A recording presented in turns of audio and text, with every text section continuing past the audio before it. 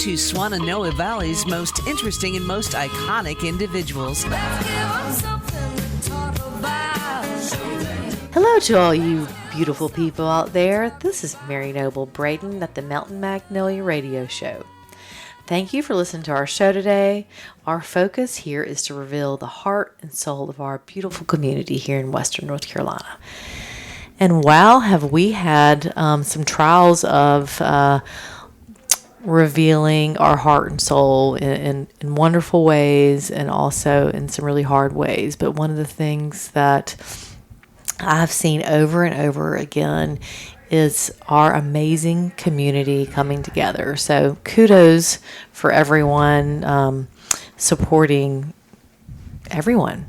So before we get started, I always do a quote for the day, and today is Morning Inspiration from Paul Boynton. He says a few words about small steps. They don't always happen quickly. Sometimes they are waiting periods between steps. Sometimes our steps go sideways. Once in a while, they seem to go backwards. And when we're taking small steps, we don't always feel like we're making a lot or sometimes even any progress. But if we keep taking them, even when we don't feel like it, and even when we doubt we're making progress, we will always reach a point where we will look back and smile because we can actually see how far we've come. Onward we go. So thank you, Paul S. Boynton, for your morning inspiration. Y'all keep moving forward. Keep moving forward. Well, I'm so excited. I have a great guest today. I met him last week at the Swananoa Grassroots Alliance meeting. And I want to welcome Dan Slagle. Welcome, Dan. Well, thank you very much. Good to be here. Thank you so much for taking the time to come in and talk with me. Oh, you're welcome. Dan, he's a natural, so I cannot wait to dig in. He's been here since when? 1978, I believe. You have lots of stories about this area. Well, tell the audience how you got to Swananoa. Well, I grew up in Madison County, just north of here. You've heard of Bloody Madison, I guess. So, grew up there, went into the Navy, spent 6 years in the Navy, got out of the Navy, and went to look for a government job that had benefits when I finished work, and luckily got a job at the Postal Service in Swananoa. So that's what brought me to Swananoa and the Swananoa Valley. And so you, from 1978 till when, worked at the Swananoa Post Office? Oh, well, I'm not nearly as old as I look, but I retired in 2003. That's a while back. Yeah, 20-some years. I don't think you look old. It doesn't seem that long. Well, that's wonderful. So, wow, that was a long time that you worked there. Oh, yeah. Well, and was you were in the Swananoa Post Office? Were you driving a truck or were you in the office? Depending on which day you're asking about. Okay. I started out as what they called a part-time flexible employee, with emphasis on the word flexible. And it was part-time for sure, working 6 days a week normally, and maybe getting 30 hours of work in a week, 30 to sometimes 40, but usually it was around 30 something. But I started out, I would work inside sorting mail, and I worked part-time carrier substitute when one of the carriers was out, carried mail out on a route, and the postmaster was really good about training people, and he started training me to be his replacement when he was gone. The Postal Service sent him on quite a few missions here and there because he was good. He was good as at his work. So he trained me to take his place when he was gone. So I did just about every job in the local post office that you So could you do. eventually you did become the postmaster. No. I was. What did they call? I don't think you're giving yourself enough credit. Yeah. But I learned a lot. Yeah. That's great. And you probably got to know your entire community because I know going to the Grassroots Alliance meeting, you are a popular commodity there. Well, I'm just tickled to be there. But, yeah, I enjoyed meeting the people, especially working the counter every day. That really was what made my job is say, hey, Jane, hello, John, as they come in the door. And a lot of people I remembered, even after I retired, oh, there goes Box 216, because I remembered their name by their P.O. Box number. So that stuck with me for a while. But, yeah, I really enjoyed seeing the people every day. And I'm sure, you, like you said, you got to know everybody. Well, let's talk a little bit about what we talked about at the Grassroots Alliance meeting. And for those who didn't listen to the last show, there is a community involvement in Swannanoa where all the business owners, homeowners, they created a group called the Swannanoa Grassroots Alliance. And they meet every Monday, Wednesday, and Friday at 216 Whitson, Monday at 7:30, and Wednesday and Friday at 10 a.m. And it's just really a supportive group of either helping folks support each other or if folks need something in general, and just talking about what's ahead. Would you say that's correct? Yeah. Our group, and as far as I know, I'm not getting paid. And as far as I know, it is strictly a volunteer group of people that come together 3 times a week, and we try to put people in need in touch with people that have some resources to help those in need. So it's kind of a rewarding situation when you know that you can help people. Oh, yeah. Yeah. So There's so many wonderful people too. There, I've been twice, and just the folks that are willing to go out on a limb, and they want to see the best for Swannanoa. Well, Dan and I were at the meeting the other night, and he has been on a mission about something. Can you share with the audience what your mission has been?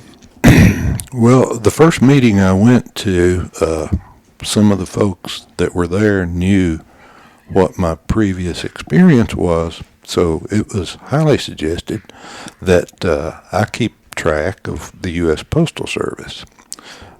So I've been doing that, and it's kind of a hard job, but we're still hanging in there, and everybody knows that we lost our local post office in Swannanoa due to the flood back in September. So the post office worked out of a mobile unit for a while in front of the old post office building. And then when the weather started turning a little worse, they decided to send the postal operation in Swannanoa to another, quote, nearby office. That nearby office is on Merriman Avenue in Asheville. It's called the Grace Station. And if P.O. Box customers, they have to go to Merriman Avenue Post Office to pick up their mail, which is quite a big inconvenience for a lot of people. Yeah, that's a long way away from Swannanoa. Yeah. And it is for those that are not lucky enough to have a vehicle. Mm-hmm. Some of the folks in Swannanoa lost their vehicle when the flood came. So I'm wondering, and I've not talked with anybody yet, about how do they pick up their P.O. Box mail. So that could create quite a problem. Yeah. Yeah. Well, I know that you have tried to contact the postmaster, right? And in Swananoa without any luck. Yeah, it's tough to get through. I dial the local number for the post office and cannot get through to the postmaster. I have traveled to the Grace Station on Merriman Avenue to talk with the postmaster, and she was tied up the day I was there. I've only been once, but I will be back. You are keeping it going strong. Yeah, I try. And the other way that I've tried to get in touch with the Postal Service is online. Post Office has a huge web page with lots of links to different things. And they have a toll-free number that you can call with complaints or suggestions or whatever. But even the toll-free number, you can't get through and talk with an individual person with that toll-free number at this point. I'm hoping they will change that soon. Well, maybe if we get enough people involved to email or call about the folks who have P.O. boxes in Swananoa. They have to go to Merriman to get their mail now. So, guys, if you feel called to help continue to help Swananoa, reach out to the postmaster. Go down to Merriman. These folks need their mail. And Dan, he's a representative, and he's putting the energy out. Yeah. Maybe it'll pay off someday. I sure hope so. Hey, you never know. Yeah, but I have been lucky enough for one of the postal officials that's based out of Charlotte. He's the media person for the post office in North Carolina. And I did send him an email asking what the status was. Present time of the 19 post offices that closed their doors in their local communities and had to transfer their service to another location nearby. Did I say nearby? Yeah, nearby. I did. Okay. So anyway, I did get a response, an email, and the person assured me that the Postal Service is still looking to come back home. And so we don't know. The post offices in western North Carolina, this was interesting, are all leased facilities. The U.S. Postal Service does not own any of those 19 post offices that I mentioned. Wow. They lease all their facilities. So that makes it a little harder to get back home. Yeah, and so. I can see that problem. But postal customers need their local post office in their local community. From way back when the U.S. government mandated that the Postal Service will serve all the residents of the United States with mail, and that's still a mandate, I think. But the mandate has stretched for a pretty good distance. Yeah. And gotten our post office away from home. We want them back. How many P.O. boxes, are there, what were there in Swananoa? Oh. Do you know? Well, I've not been there in 20 years now, but I'm going to guess maybe 300. Wow. That's just a guess, and that was from 20 years ago. Yeah, I'm sure it's more than. So between probably 300 and 500 people having to go all the way down to Merriman to get their mail. Yeah. So. And a problem is, and we've run across this. I had a person at one of our meetings, as a matter of fact, say that some of her neighbors were not able to go to pick up their mail at the post office in Asheville and ask her if she would pick up their mail for them. Well, you can't do that. And I can see that that's kind of a problem for those people that can't make it. So there's, at this point, no real solution for someone else. I know, it's like, well, I'll just run a Merriman real quick and be like, sorry.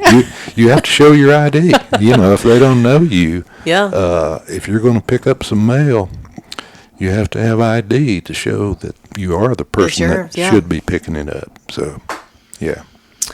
Well, this is one of many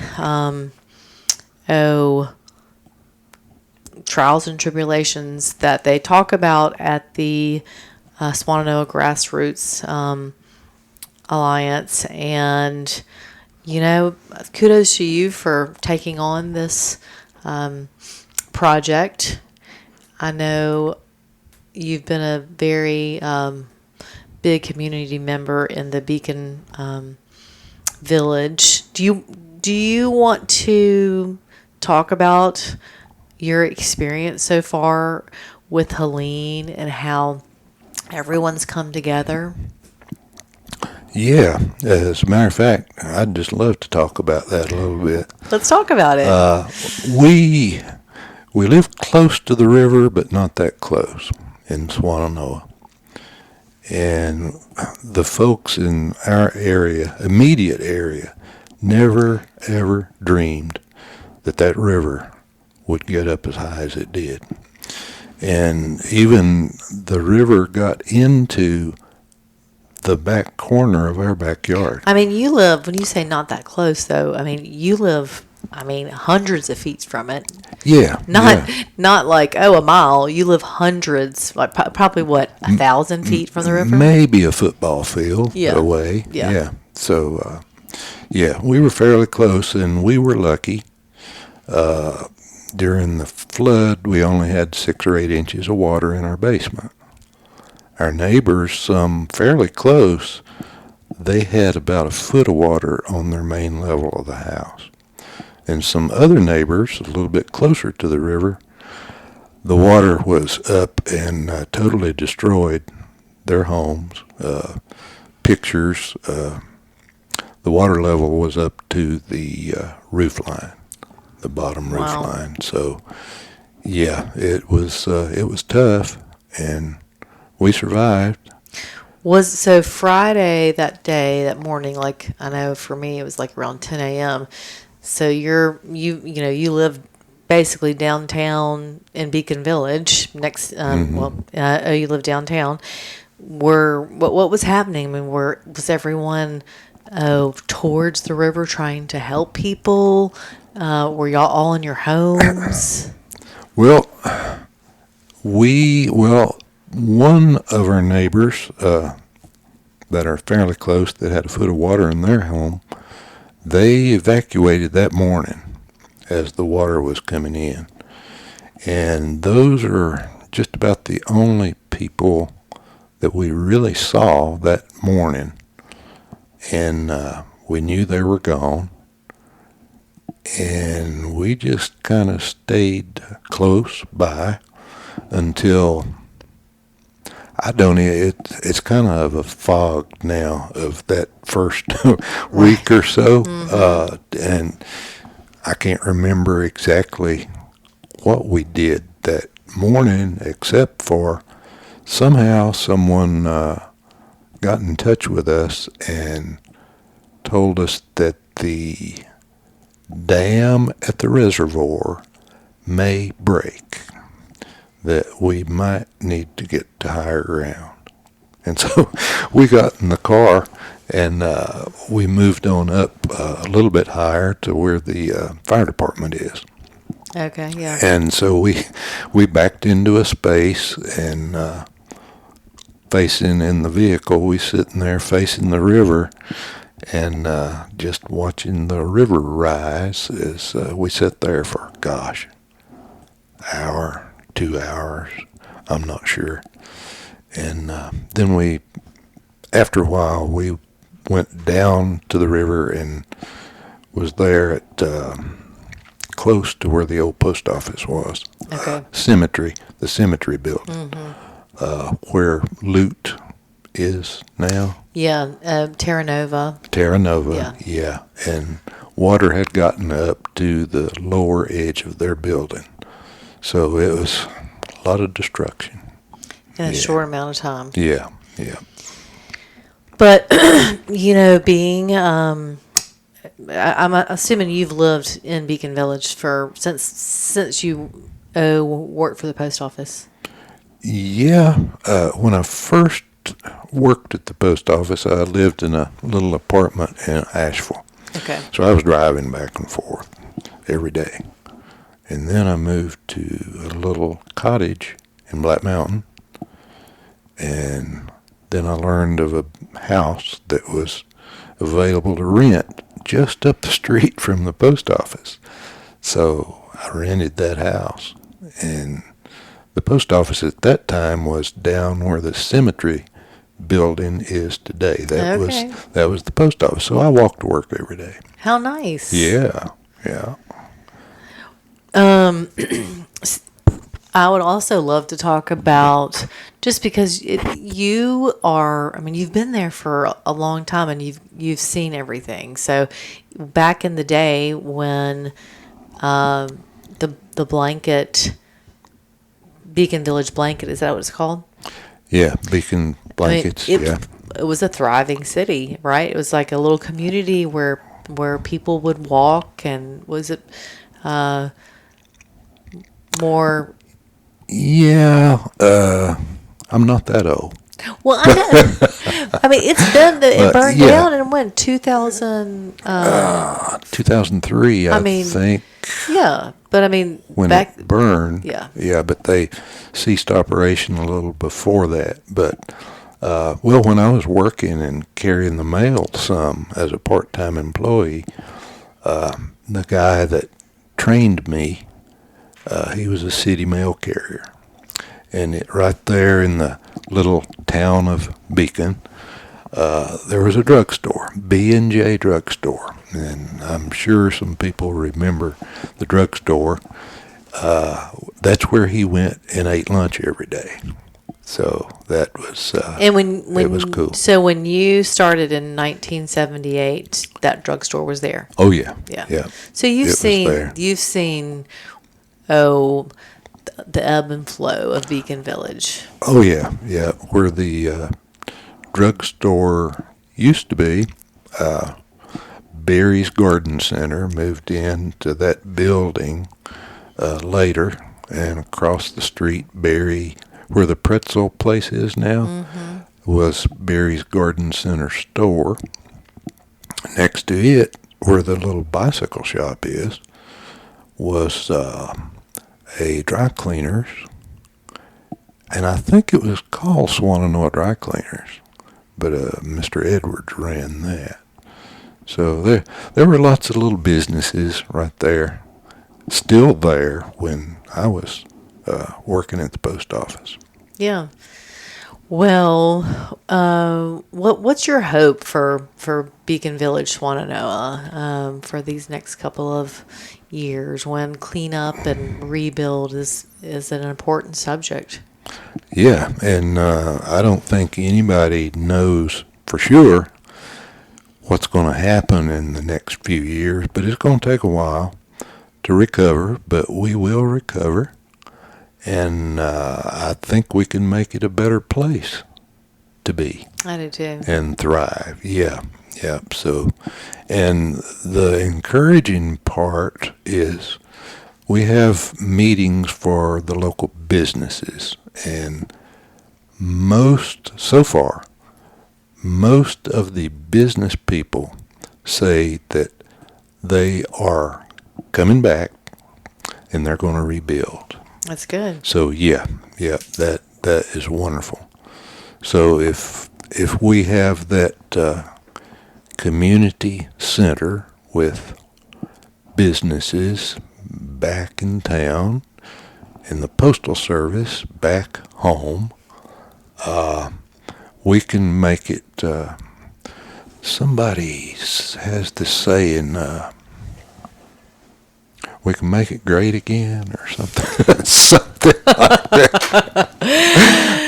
But we can, we can bring Swannanoa back, and That's even better, yeah. I believe that too. So far, I think our takeaways from the show are: come to the Swannanoa Grassroots Alliance meeting to get involved. Oh, if you feel called to help the folks in Swannanoa with their mail, you can talk to Dan at the meeting on Mondays at 7:30, Wednesdays at 10, Fridays at 10. And, the more we bark, the more they might listen. And the other would be businesses are wanting to come back and rebuild. And you had talked about if we can get the community center and the post office back, that's going to be big.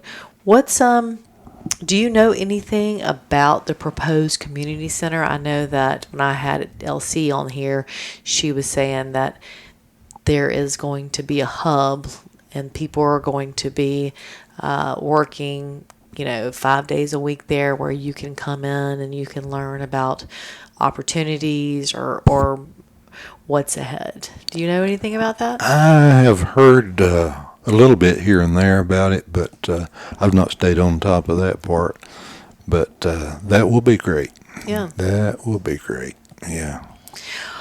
Well, I know you said earlier that you love to research and really dive into old deeds and your history. You want to talk anything about that? Well, I guess I could.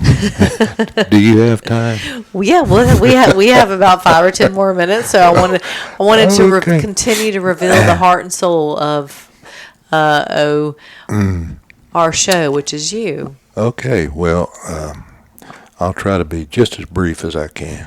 You take your time. Okay.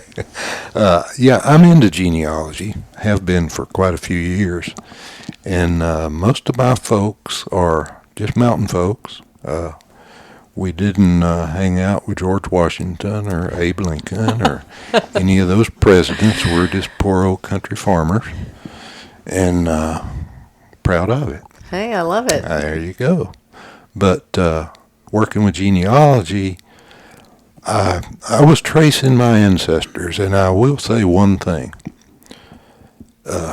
maybe as a suggestion to folks that are just getting into researching their families. You cannot research your family and be sure that you have all the correct information by just going online and finding someone's family tree that has published it, and you copy their family tree because you see some of those names that are in your family. You need to do your own research. Use those resources, the family trees that you do find, and use that as a basis to do your own research. And if you do that, you're going to get a better result and a more accurate result, because I don't think anybody has done 100% accurate research on their family. There's always that roadblock somewhere back in time.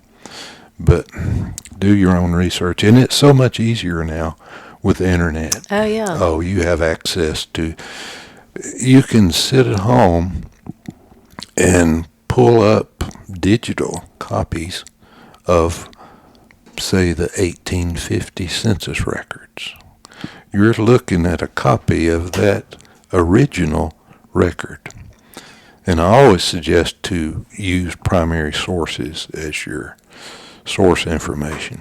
So census records are wonderful, and you can sit right at home and stay up till 2 or 3 in the morning. I mean, I wouldn't know where to start. I know how to do it now. I know how to research birth certificates, and that's the only way I would know how to do it. I mean, if you're researching your family where my grandmother has already passed, and my great grandmother, I knew her, but I didn't know her mom. How would you even start? Census records. Okay. And To me, that is the best resource that you can find to trace your family back in time. Now, you really first want to start out with what you know today, okay, and what your parents know, what your grandparents know, and work your way back in time. And then when you get into census records, you can work your way back in time there. They did a federal census every 10 years. Okay. So you can look up 10-year increments, and families are listed by household. And the census takers, back in the day, they got on their horse or mule and just rode through the countryside and taken census from houses as they went. So it's interesting. Really Maybe we need to have a whole radio show about this. Yeah, we probably could. But yeah, and then working with genealogy work, I was tracing my folks back in time, and I got pretty good information back as far as the Civil War. And then I got off on the Civil War track, tracing my Civil War ancestors. And that's still where I am today, basically. Well, yeah. My family tells me bits and pieces, and I'll be showing houses, and my cousin will call and be like, "Oh, did you know you have a ancestor there?" And I was like, "No, I didn't." But the older I get, the more I want to know. So you've encouraged me. Well, I thank you so much for coming here and just being you. You're so easy to talk to. I love how you take your time, and that you are here to support others. When I was at the meeting the other night, it was just so breath of fresh air, just talking to you and finding out what you're doing. You're not in a hurry. You're positive about what you want to happen and to help your community. And so thank you for all your efforts. Well, you're welcome. Just tickled to be here. And my nickname when I worked at the post office was Turtle. Turtle. I love that. So, yeah. So, because I was kind of slow, and I'm even a little slower today, I guess, than I was then. Hey, but, you know what? We all need teachers to help us slow down. There you go. We really do. Yeah. Well, one of the last questions I'm going to ask you before we close, we ask our guests to share one thing with the audience that has changed their life for the better. Is there something that you do on a daily basis, or is there one thing that might have changed your life for the better? Well, I'm going to say my wife and my children. Oh, that's been a motivating factor for me. Yeah, I couldn't have asked for a better wife. As a matter of fact, she's the best wife I've ever had. That's... She's the only wife I've ever had. But yeah, she's good support. And that's beautiful. Yeah, it's wonderful when your person is there to support you and your kids. And I don't know your wife or your kids, but I can guarantee not 100% they adore you. Because you really are. Yeah, well, sometimes we wonder about that. But it's a two-way street, I guess, sometimes. It is. Yeah, we have to support each other, and if we give each other space for that, it sure does feel much better than the alternative. And life is a compromise. It is. Yep. And we're being tested, and we're being taught every day. And if we can just be like, okay, I get that, let's move on. If you can't, if you continue to be in your head or get stuck, instead of like, all right, I'm going to challenge accepted. Let's see what happens. Mm-hmm. Right? Yep. So, well, this was a great conversation. Thanks for sitting down with me, being real, and agreeing to come and talk to me, just a stranger coming up to you and saying, hey, you want to be on the radio? Yeah. You remember I didn't really want to do that to start with, but when you started talking about Postal Service and what potential problems may arise, we need to get our Postal Service back home. We do. That was my main drive to be here today. And I'm going to share that on the Mountain Magnolia Radio Facebook page, and I will give you an opportunity to be able to look out who you can contact to help get Swannanoa's post office back. And I hope you guys will support Dan in his mission to do this. I know I'm going to. And so look for my Facebook post. And remember also, if you guys have guests that you want to be on the show, please send me a message. So, Dan, before we say goodbye, is there anything else you want to say? Oh, I've probably said too much already. I don't think so. Thank you again for coming and revealing your heart and soul to the Mountain Magnolia show. And I hope everyone has a beautiful week. I just want to shout out to Bigfoot Radio for letting the Mountain Magnolia show up on their spot. And we've got a live show Wednesdays at 7 p.m. and Saturdays at 10 a.m. And if you can't listen then, you can find us on any podcast. Just Google Mountain Magnolia Show. I use Apple or Spotify. So I hope everyone has a beautiful week. And until next time, stay well. Thank you for joining us for Mountain Magnolias with your hosts, Mary Noble Braden and Leanne Lewis. Join us next time for more interesting stories from the Swannanoa's most interesting people as we give you something to talk about. Mountain Magnolias is a production of Noble & Company Realty in Black Mountain. For more information, please call them at 828-357-5243. 828-357-5243. This program is produced and engineered by Cameron Crisp. The preceding has been a production of Signal Hill Studios. For more information, please call 704-872-0550.